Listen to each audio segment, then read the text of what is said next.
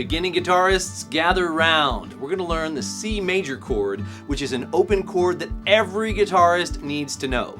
Now, what does a tree growing on the side of a cliff have to do with how this chord is played well?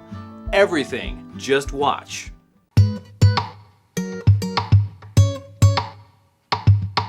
C major is an essential chord that appears in tons of guitar songs and exists in multiple keys. I've played this chord thousands of times. This chord was one of the first chords I learned 30 years ago, and I still play it today.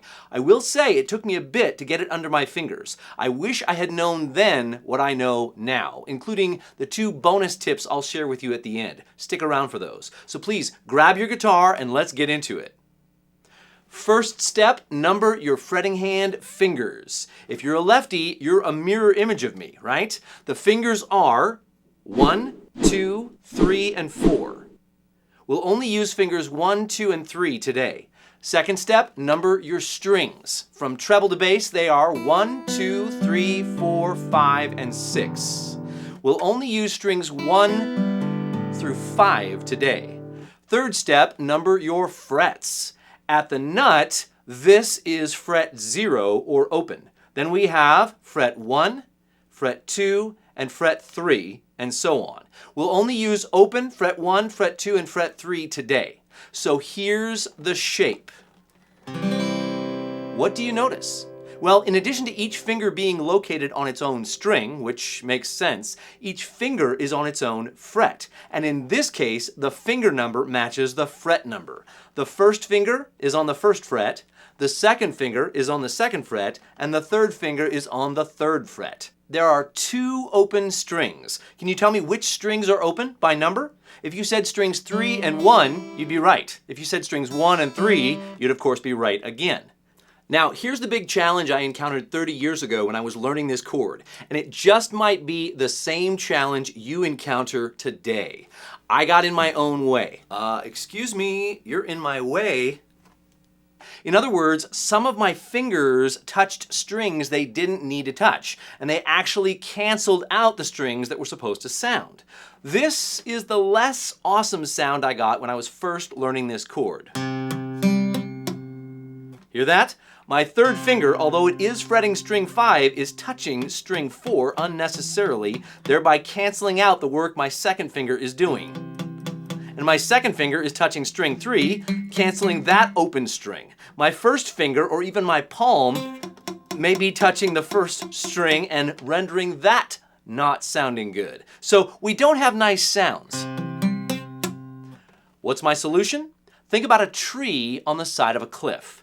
Check out this picture. The tree grows almost parallel to the cliff, but it has a bit of distance at the base of the trunk, so it's not literally lying against the cliff.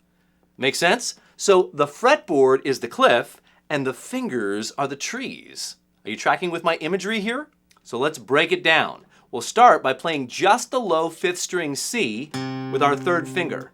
This will involve coordination between our hands as we make sure we're plucking the same string we're fretting, right? So once you've got that locked in, place your second finger on the 2nd fret E on the 4th string. See if you can get both notes to sound. Work at this until you do. Don't add more notes until these 2 are solid. Once you've got these, see if you can hear the open 3rd string or if the second finger is touching it. Move your hand around just a bit so you can feel all 3 of those notes sounding clearly. You know what's next. Drop in the first finger on the 1st fret of the 2nd string for C. Let all 4 of these notes sound cleanly. C, E, G, C. This may take longer to develop than just the few minutes that we're sharing here. That's okay. Lastly, make sure you can hear the open 1st string E.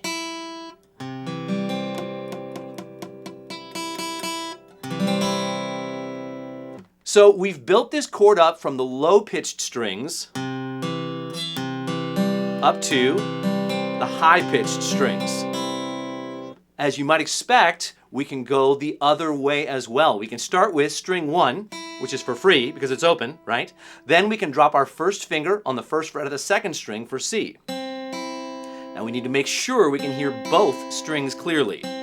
Don't move on until you can hear them both. Next, we'll see if we can hear strings 3, 2, and 1. At this point, we're only fretting a single note. If those sound good, then drop in your second finger on the second fret of the 4th string for E. Make sure it doesn't cancel out the open G. Can you hear all 4 of the treble strings? Strings 4, 3, 2, and 1? If you can, then you can add in the 3rd finger on the 3rd fret of the 5th string for the low C. Again, this finger needs to stay anchored, but not touching the 4th string. See if you can hear all 5 strings now. This is not a place to say, good enough, and move on. Stay on this. And be uncompromising in making sure the notes can sound clean. Lots of guitarists out there play sloppy chords. Don't be one of them. Set yourself apart with quality playing. It just takes attention to detail and a desire to keep working on it. If we're going to play this C chord maybe 1,000 times or more over the course of our journeys, wouldn't it make sense to learn to play it correctly like we just did today? So, we've built this open C major chord up from the bottom. And we've built it down from the top. The next level is to see how quickly we can summon this chord, much like the words I'm summoning as I speak to you. In one of our videos about smooth chord transitions, I talked about how chords are like words, and we need to be able to pronounce them individually before we put them into a sentence. Eventually,